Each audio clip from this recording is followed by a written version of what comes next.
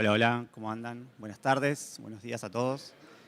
Mi nombre es Leandro Ezequiel Maldonado. Hoy vamos a hablar un poquito de los roles y responsabilidades que tenemos en el fraude transaccional, en el fraude de compra, mejor dicho. Soy actualmente el gerente de prevención de fraudes en Ualá, liderando el equipo de prevención para nivel regional, para Argentina, México y Colombia. Un poquito la agenda va a ser, vamos a definir un poco de qué es el fraude, porque es necesario definir bien qué es el fraude.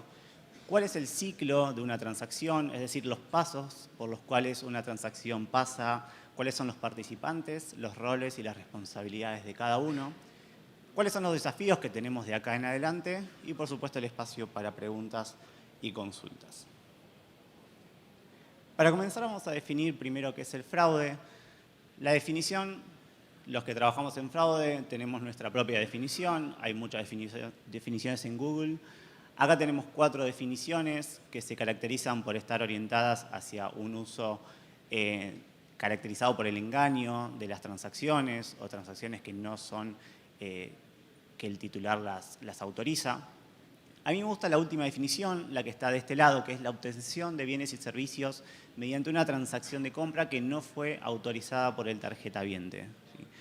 Esta definición es importante porque va a enmarcar el fraude en donde nosotros lo queremos tener para poder hacer una estrategia de prevención. Pero, ¿es fraude? Todo lo que nos genera dolor hoy en día, todo lo que nos genera una pérdida económica, que dentro de la empresa lo llamamos fraude, ¿en realidad es fraude? Vamos a definirlo nuevamente. El fraude, como dijimos recién, es una transacción de compra que el tarjetaviente no autoriza. ¿Sí? Usaron sus credenciales para hacer una transacción de compra por la cual el tarjetaviente legítimo no se dio cuenta. Luego tenemos otro dolor en nuestra diaria, que son las estafas.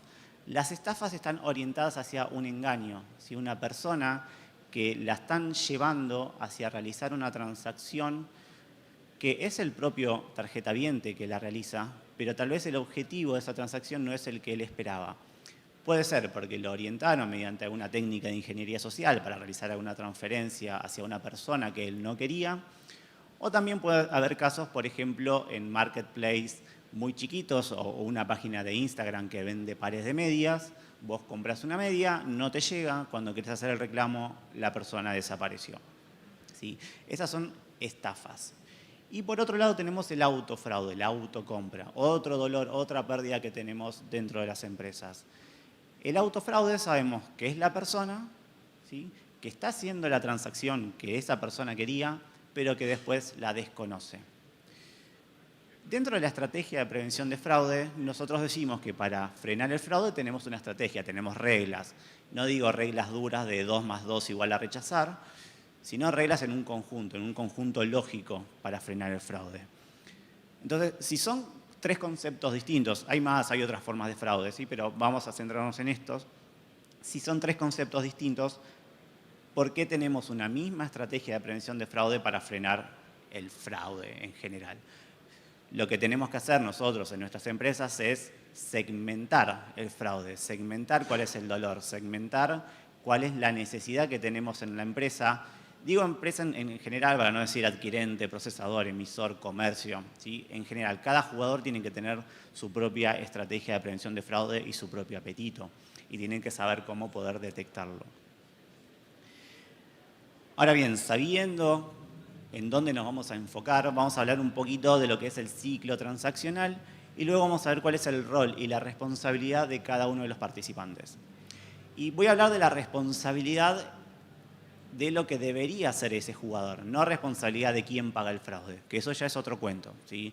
Quien paga el fraude, sabemos que lo que nos duele primero es el bolsillo, ¿sí?, pero el fraude es un todo. El ciclo transaccional empieza con, por supuesto, una credencial. Necesitamos una credencial de compra, ir a un POS, acercar nuestra tarjeta, ingresar las tarjetas en un e-commerce o desde nuestras billeteras. Quien toma esa transacción, por supuesto, es el comercio, cualquiera sea el comercio que va a recibir la compra. Esa transacción luego pasa por un adquirente que tiene un procesador por detrás, ¿sí? Y hoy en día tenemos unos nuevos jugadores, ya hace bastante, ¿no?, pero Dentro del rol transaccional, en el medio entre el comercio y el adquirente, tenemos a los agrupadores, a los gateways. Luego la transacción pasa hacia la red de pagos.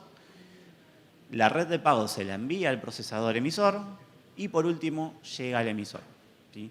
Esto es un ciclo normal de compra, puede haber algunos asteriscos en alguno de los jugadores, pero en líneas generales de esto se trata una transacción de compra. Un punto importante acá para tener en cuenta, o dos, es que esto es ida y vuelta, ¿sí? Es un mensaje que sale desde el comercio hacia el emisor y se espera que el emisor devuelva una respuesta, ¿sí? Otra cosa que tenemos que tener en cuenta es que si la transacción se corta en una de estas reglas, por ejemplo, acá la cortamos entre el adquirente y la red, el procesador y el emisor no se van a enterar de ese intento de transacción.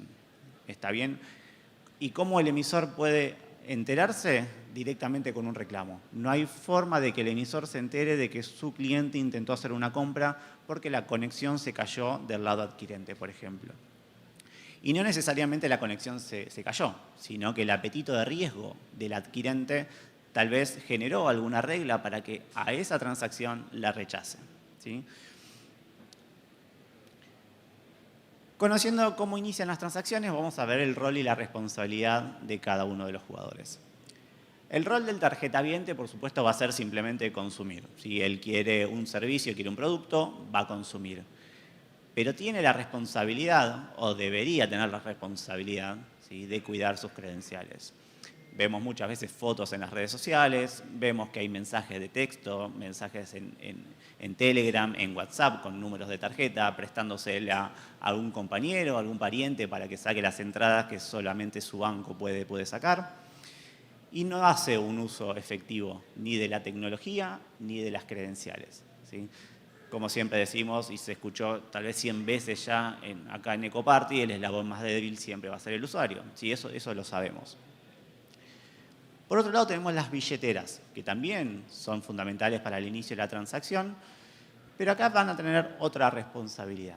¿Sí? Las billeteras, su rol por supuesto va a estar en ofrecer un servicio o un dispositivo, un software, donde se puedan alojar nuestras credenciales de pago, ¿sí? Ese va a ser su rol. Pero va a tener la responsabilidad de generar un onboarding robusto para cada uno de los clientes que se adhieran a su billetera. Hoy todos somos iguales seguramente dentro de las billeteras, pero lo que debe hacer una billetera es segmentar a las personas, generar perfilamientos de clientes y no tener los mismos permisos para todo tipo de usuario de su billetera. ¿Por qué? Porque los riesgos son distintos dependiendo de quién se adhiera, de cuántos medios de pago tengas en la billetera, de cuántas funcionalidades podés tener, si podés invertir, si podés comprar, si podés vender. Todo tiene que tener un onboarding acorde a la necesidad del negocio, ¿sí?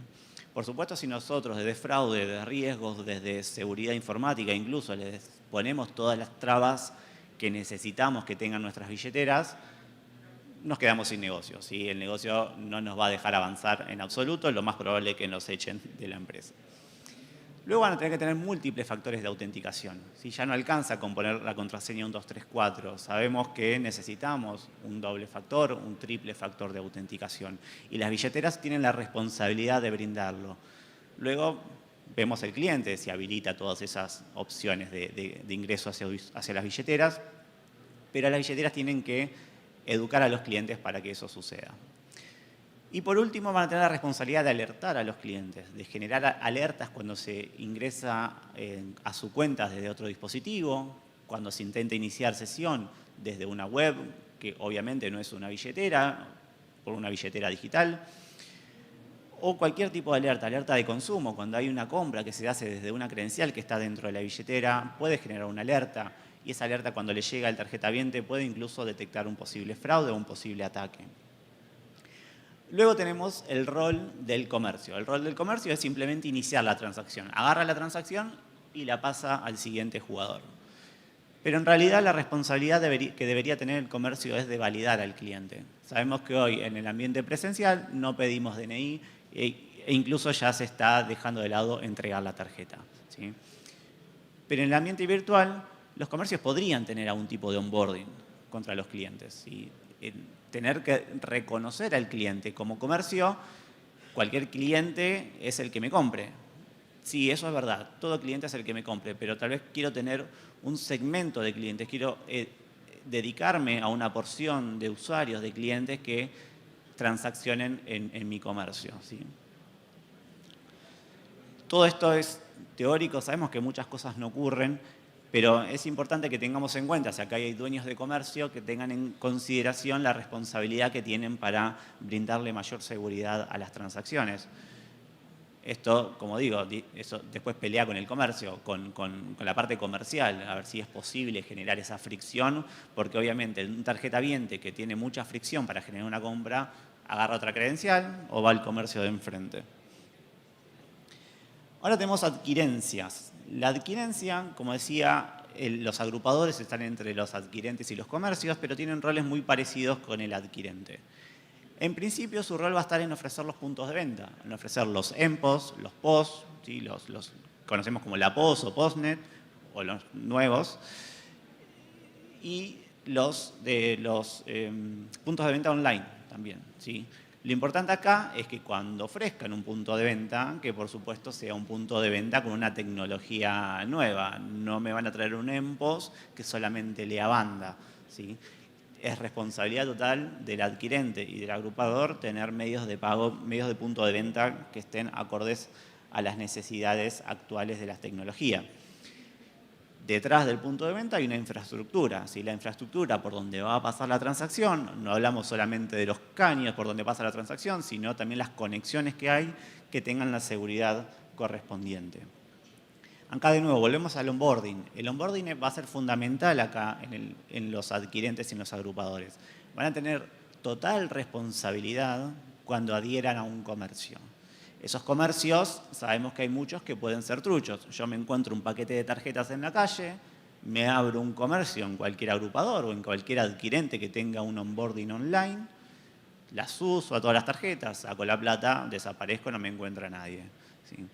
¿Qué pasa acá? Falló el onboarding. En el onboarding, el adquirente o el agrupador tuvo que haber tenido algunas herramientas de protección adicional o incluso un perfilamiento de los clientes. Los adquirentes son los que tienen las relaciones con las marcas. Es decir, las reglas de juego que impongan las marcas tienen que ser cumplidas por los adquirentes. Para que un adquirente cumpla con esas reglas, también va a necesitar de sus socios, de sus comercios. El adquirente va a ser responsable de que sus comercios cumplan con todas las reglas de la marca. Todo lo que es contracargos, que es el punto que viene, los contracargos son los cargos que no llegan por desconocimientos, también van a ser responsabilidad del adquirente poder gestionarlos. Las marcas imponen algunas multas, imponen condiciones en casos de exceso de contracargo, exceso de rechazos, exceso de lo que sea, cualquier falla que encuentre la red sobre un adquirente, van a ir con alguna multa. Esa multa después el adquirente, el agrupador va a tener la potestad, según el contrato que tengan con sus clientes, de revertirle el costo o de trasladar el costo hacia otro jugador. Pero acá lo importante es que remarcar que la relación de las marcas es con el adquirente. Luego, si el adquirente quiere cobrar otras multas hacia los comercios, ya corre por fuera de las marcas. Y por supuesto brindar las herramientas de prevención necesarias. Sí, hay muchas herramientas, no voy a nombrar a ninguna, pero hay muchísimas herramientas del lado adquirente, tanto a nivel presencial como a nivel e-commerce, que son muy buenas y que los adquirentes debieran darle a sus clientes como una opción, ¿sí? La red de pagos. La red de pagos, el rol principal, fundamental, es establecer la regla del juego. Como sabemos que las redes, las banderas son a nivel global, lo importante es que tener reglas claras para poder jugar con las transacciones de esa marca. Lo que hace la red es recibir transacciones y distribuirlas hacia el resto de los jugadores, hacia el lado adquirente o hacia el lado emisor. Por supuesto, con los formatos que la regla de marca establece. Y ya que ellos establecen la regla, tienen la responsabilidad de hacerlas cumplir. Hay reglas para que los emisores la cumplan, hay reglas para que los adquirentes la cumplan, ¿sí? Siempre hablando de los dos bandos. Pero es importante que la red, ya que establece las reglas, también establezca las medidas de cumplimiento. Y acá dos que van de la mano, seguridad y tecnología. Las redes tienen que establecer las medidas de seguridad necesarias para que las transacciones sean lo menos riesgosas posible. Es un punto fundamental porque tienen que establecer nuevas tecnologías, nuevas formas de pago, nuevas formas de transacciones, nuevos campos en las transacciones, más información, para que la transacción tenga una medida de seguridad adicional. Pasando al procesamiento emisor, tanto el procesador emisor como el emisor propio tienen roles fundamentales y muy complementarios. En Argentina los roles van muy de la mano, incluso se desdibuja un poquito lo que es el rol del emisor. Los emisores recaen mucho en la responsabilidad de su procesador emisor. Pero acá también para tener en cuenta, la relación con la marca es marca-emisor, ¿sí? La responsabilidad del emisor es sobre las transacciones. Si el emisor decidió que esas transacciones pasárselas a un tercero para que tenga responsabilidad, de cara de las marcas siempre va a ser responsabilidad del emisor cualquier hecho que ocurra, por ejemplo, los contracargos, los programas de las marcas, las multas, etc. Los sistemas de prevención pueden estar tanto del lado del procesador como del lado emisor. Ideal que convivan ambos, ¿sí? Porque hay datos que tiene el procesador emisor que no los tiene el emisor y viceversa. Cada vez que la transacción va pasando por cada uno de los jugadores se va enriqueciendo de información. ¿Sí? Por supuesto va a llegar al emisor con la mayor cantidad de información posible. Pero es el emisor quien conoce efectivamente a sus clientes, con lo cual va a tener, por ejemplo, las líneas de crédito, va a tener cuánto tienen sus cajas de ahorro, cuestiones que no tienen que ver con la transacción en sí, pero que hacen a sumar la información a la transacción para que el apetito de riesgo sea incluso definido por el emisor. Es el emisor que debería definir cuántas transacciones rechazar, cuántas transacciones aprobar y gestionar efectivamente esas transacciones, ¿sí? Porque si rechazamos transacciones, tienen que ser rechazos que se los digamos bien al adquirente, porque el adquirente se lo va a decir después al usuario final. La comunicación con el cliente. Acá un papel fundamental del emisor, por supuesto, como ellos tienen el contacto con los clientes, va a ser transmitir la información, ya sea, por ejemplo, de transacciones que se aceptan, como también transacciones que se rechazan. Un caso que me tocó vivir a mí, que se detectó un ataque de numeración debido a las alertas que estaban recibiendo los clientes. Los clientes empezaron a recibir intentos de transacciones. Les llegaba un push notification diciendo: tu compra en X comercio no pudo ser realizada. Y tal vez la persona estaba lavando los platos, no estaba haciendo ningún intento de compra, con lo cual les sonaba raro y llamaban al emisor. Acá también un punto que no tiene que ver con nosotros, pero siempre el tarjetaviente llama al emisor, ¿sí? No a las banderas, no al procesador, al emisor. Si el emisor luego hace un tercero para atender el teléfono, es otra cuestión. Pero es importante la comunicación. Normalmente recibimos las alertas de transacciones que son efectivas, que compramos, que autorizamos. Pero también ponerle la pata de transacciones rechazadas es fundamental para detectar ataques a nivel temprano. Y por supuesto el emisor es quien conoce a su cliente. Como decía, está buenísimo que muchas personas tengan nuestra tarjeta de crédito, pero no podemos distribuir tarjetas de crédito a cualquier persona. Debemos conocer quiénes son nuestros clientes y quiénes queremos que sean nuestros clientes. Eso lo va a definir, por supuesto, el apetito de riesgo y el negocio que consideremos. Cada uno de estos jugadores que vimos recién deberían tener una participación conjunta en cada uno de los jugadores con 4 roles fundamentales. Proteger los datos. Por supuesto, toda la información, todos los datos que tengamos internamente en cada una de las empresas debe estar protegida mínimamente con normas PCI, pero no seguir solamente las normativas, sino que hacer un trabajo más robusto, y un cifrado adicional de la información o cualquier medida de prevención de acceso a datos que no queremos. Aprovechar los datos. Cada uno de los jugadores tiene datos fundamentales, ¿sí? El que más información va a tener seguramente va a ser el emisor o el procesador, pero el adquirente también tiene datos, la red también tiene datos. Lo importante es aprovechar esto, manejar esos datos y poder deducir o pensar cómo va a moverse el fraude a nivel general. Luego, desvalorizar los datos, como decíamos que los adquirentes son los que disponen de los puntos de venta hacia sus comercios, mínimamente que esos puntos de venta tengan una tecnología EMV. Lo mismo internamente, cuando del lado emisor, si emite tarjetas, que emita tarjetas EMV, que ya no emitan tarjetas con banda. Y la disponibilidad de la tokenización del lado adquirente, del lado comercio, poder tokenizar transacciones y del lado emisor, por supuesto, responder correctamente a ese pedido de tokenización. Esto es desvalorizar. No quiere decir que sean transacciones 100% seguras, sino que si nos ponen un tipo en el medio leyendo nuestras transacciones, cuando pase la credencial no sea tan fácil descifrarlo. Y por último, esto de las comunicaciones, ¿no? Empoderar a los consumidores, darle mucha información, tratar de concientizarlos. Hoy la concientización pasa por un mail con varios puntos, medio largo, tal vez aburrido, incluso para uno mismo. Uno que lo escribe ya lo ve medio aburrido. Hay que buscar nuevas maneras de educar a los clientes. Tal vez sea costoso, no podemos poner una publicidad en el medio del programa de Gran Hermano porque es muy costoso, pero sí buscarle alguna forma adicional de concientización. ¿Cuáles son los desafíos que tenemos de acá en adelante? Algo que está avanzando muy de a poco es la autenticación, ¿sí? Es el protocolo de 3DS. Para el protocolo de 3DS nosotros necesitamos, por supuesto, dos partes, o tres si se quiere. El comercio, el protocolo y el emisor, ¿sí? Tiene que estar funcionando las dos partes muy bien para que el protocolo funcione. Si le envío basura, el emisor me va a responder basura.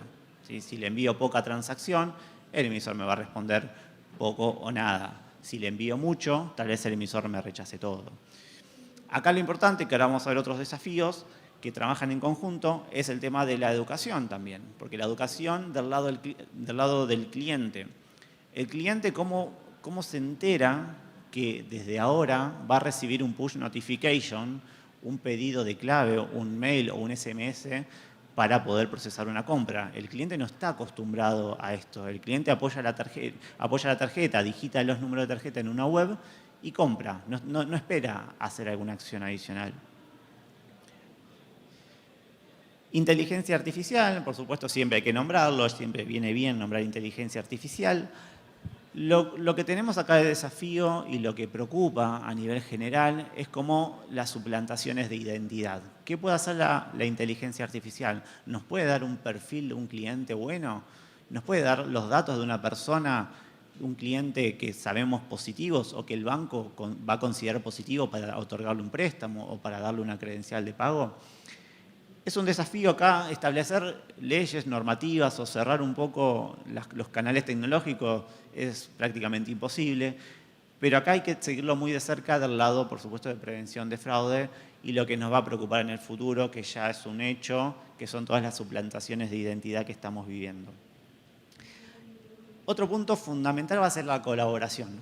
Hoy nos cuesta mucho sentarnos con el jugador de enfrente, más con la competencia. Pero es muy sano poder juntarnos emisores con adquirentes e incluso con la red de pagos para establecer un canal de comunicación y que las transacciones sean lo más sanas posibles. Por ejemplo, con 3DS, si el adquirente, el comercio, decide mandar a autenticar todas las transacciones, es el emisor quien va a recibir esa autenticación y sabe el emisor que si las autentica correctamente, corre riesgo de recibir fraude y de tener que pagarlo con su bolsillo. Con lo cual, ¿qué puede pensar el emisor? No voy a asumir ese riesgo, rechazo todas las autenticaciones. Y eso no es sano, porque no estamos ayudando a ninguna de las dos partes. El emisor tal vez dice que se salva de pagar el fraude, pero el fraude como ecosistema va a seguir existiendo. ¿Sí? Con lo cual, sentarnos en una mesa con todos los jugadores va a ser muy, muy importante. Y por último, vamos hacia una tendencia de experiencia del cliente. ¿Sí? Siguiendo con el ejemplo de 3DS y como decíamos, lo de la comunicación, tenemos que ver que no sea friccionante establecer distintas reglas o parametrías o nuevos protocolos de autenticación para las transacciones. El cliente sabe que si le pones muchos frenos o incluso cuando te rechaza una compra con una tarjeta vas y probás la otra o vas y probás la otra bandera directamente, no necesariamente otro banco. Y nos estamos enfocando mucho en lo que es la experiencia del cliente. Tenemos que trabajar muy de la mano con el negocio para poder definir las reglas claras y no jugar la de calladitos nosotros en fraude poniendo reglas de rechazo, reglas de aceptación, sino que tiene que ser un trabajo en conjunto con todo el negocio. Bien, sé que como hay hambre y demás, no lo quise extender demasiado. Espacio para preguntas, dudas, sugerencias, pedidos, vivencias, dolores que tengan en fraude.